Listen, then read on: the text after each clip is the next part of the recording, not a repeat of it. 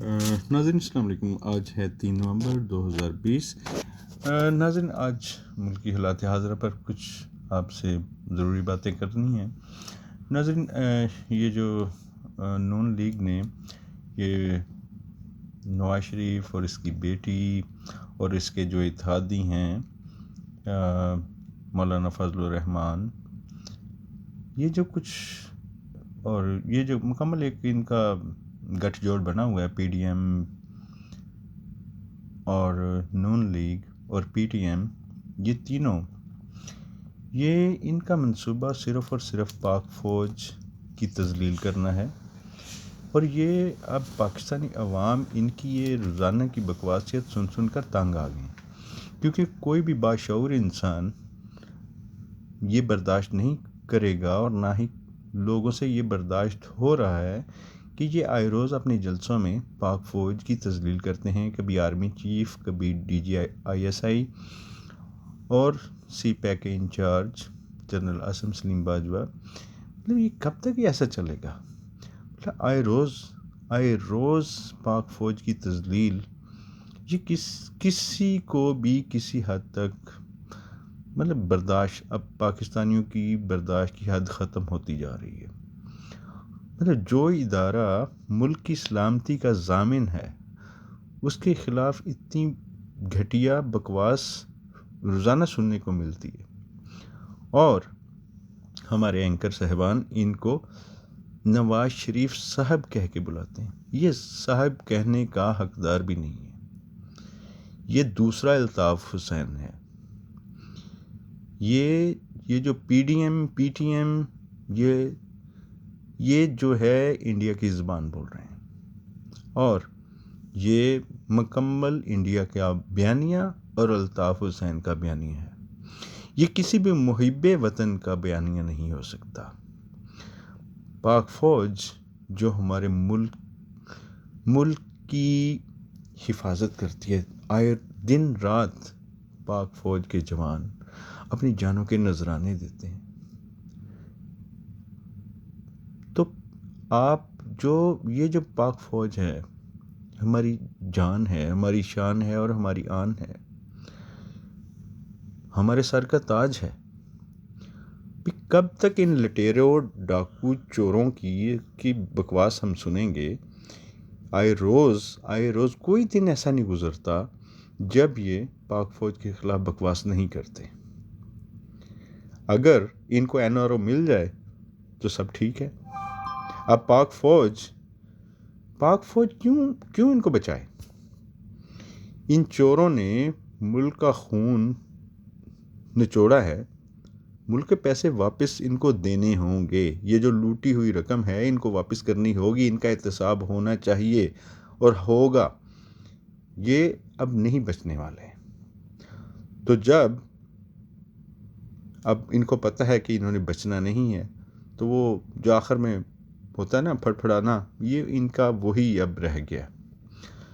تو مطلب یہ جو ہے، یہ ناظرین اب سوچئے، ملک میں اتنی دہشت گردی تھی، تو آپ دیکھیے کہ آئے روز ملک میں کبھی کسی شہر میں دھماکہ، کبھی کسی شہر میں دھماکہ. کس نے کنٹرول کیا؟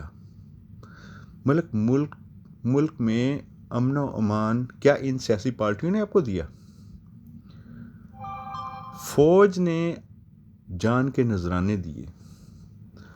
اور یہ جو دوسرے ملکوں کی پراکسی ہمارے ملک میں کھیلی جا رہی تھی،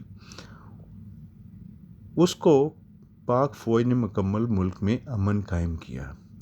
ہماری عوام نے کتنی جانیں ان کی قربان ہوئیں، فوج کے جوانوں نے کتنی قربانیاں دی، عوام نے قربانیاں دی، اور ملک کو سٹیبل کیا. اگر سیلاب آتا ہے تب پاک فوج آپ کی ہیلپ کرتی ہے. ملک میں کسی قسم کی زلزلے آ جائیں، آفات آ جائیں، تو پاک فوج سب سے آگے.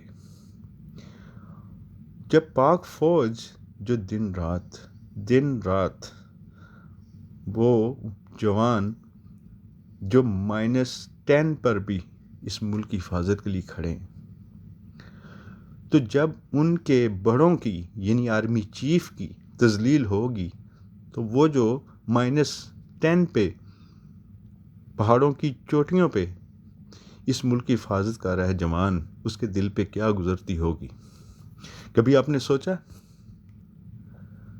تو ان کی یہ جو روز روز کی یہ جو سیاسی ہیں لٹیرے، ان کی بکواسیت اب چلنے والی نہیں ہے۔ اب عمران خان صاحب آپ کی حکومت کو ان کے خلاف ایکشن لینا پڑے گا، کیونکہ لوگ تنگ آ گئے ہیں یہ آئے روز یہ سن کر پاک فوج کی کتنی تذلیل اور برداشت لوگ نہیں کریں گے۔ تو اس لیے تمام میری قوم سے بھی التماس ہے کہ اپنی پاک فوج کے ساتھ کندھے سے کندھا ملا کے کھڑے ہو جائیں، اور یہ جو سیاسی لٹیرے جلسے کر رہے ہیں ان پہ جوتیوں اور انڈوں اور ٹماٹروں کی بچھاڑ کر دیں۔ یہ اس قابل ہی نہیں ہے، مطلب ان کو اتنی اجازت ملی ہوئی ہے کہ یہ پاک فوج کے خلاف بکواس کریں۔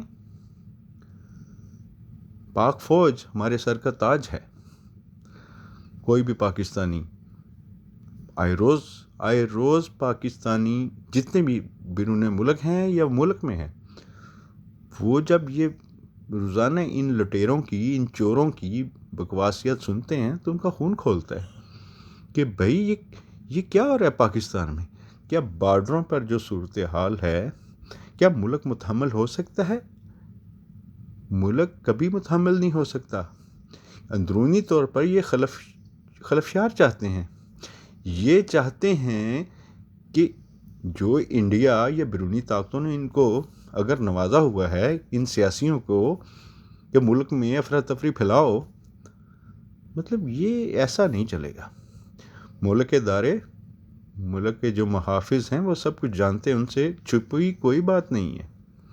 تو ان کو تھوڑی سی اگر ڈھیل مل رہی ہے تو یہ شکنجے میں ضرور آئیں گے۔ لیکن میں اپنی عوام سے بھی کہتا ہوں کہ خدا کے لیے ان چوروں ڈاکوؤں کے کسی جلسے میں شامل نہ ہوں۔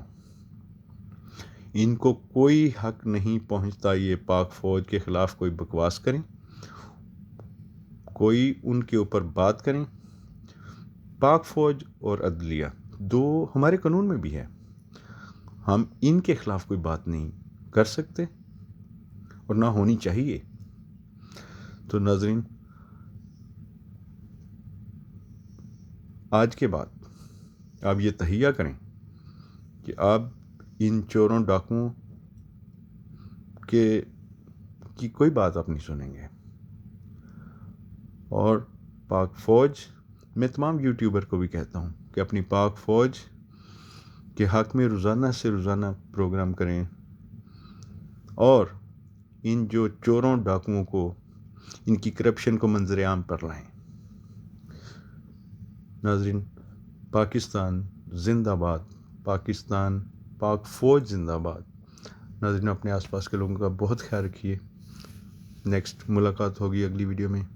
بہت شکریہ، اللہ حافظ۔